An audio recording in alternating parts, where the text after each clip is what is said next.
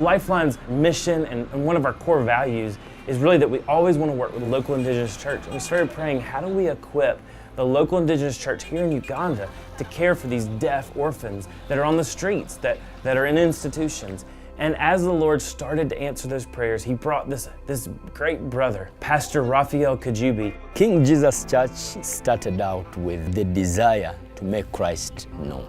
We also are a firm believer in the gospel leading and contributing to the transformation of a community. And so when we were introduced to these deaf children, we kept asking, what can be done different? It's been just so neat to see his passion and how he's really been able to spur on the church body to minister to these children who are castaways in this community.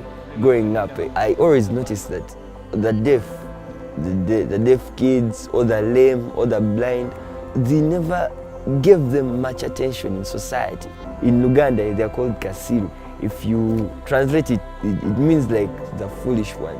But then when I came to King Jesus Church, I discovered that, hey, these guys had taken on these deaf kids.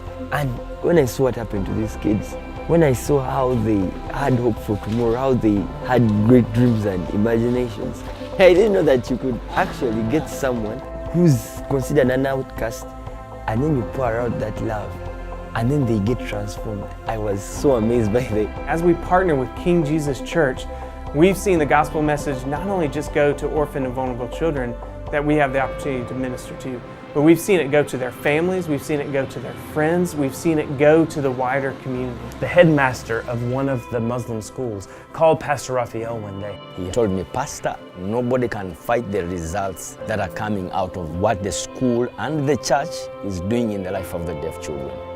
And long story short, he turns around and says, I want my daughter to be a part of this, who is a deaf child. That's how we have Kisache. And so all of a sudden you have this young girl who's coming not only to the school and learning to sign, but she's also hearing the truth of King Jesus. And her mom is hearing the truth of King Jesus. I have no words to express my gratitude towards Pastor and the entire deaf school team for what they have done for me. There are times I burst into tears when I see my daughter in her school uniform going to school. These children are disciples. They've been given the language, they've been given the gospel. They are now having their hands on the sewing machines, they're having their hands on the computer. We are trusting and praying that these kids now are going to be given real life skills. There will be some that will marry right here in the community. They will have homes of their own. They will be able to be ambassadors of Christ, no longer looked at as curses, but productive contributors to their own families and their own society. When school is done, I hope I will learn to style hair. I think I'll start a business making hair for women. I hope I will get that future when I finish school.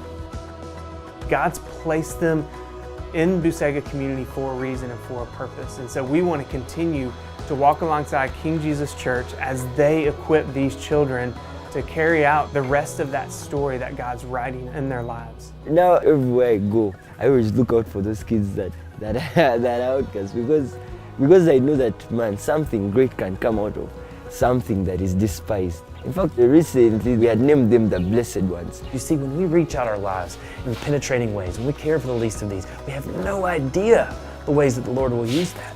Of how when those two distinct calls that Pastor Raphael had to reach a Muslim community and to reach out to the poor and marginalized deaf community would absolutely collide. God will use the most insignificant, most unvalued things of this world to confound the wisdom of the wise. And that's exactly what we've seen with this school. To watch how bridges with people groups that would never hear us, to see them come and give us their children, to raise them for them, is absolutely nothing but a miracle in itself.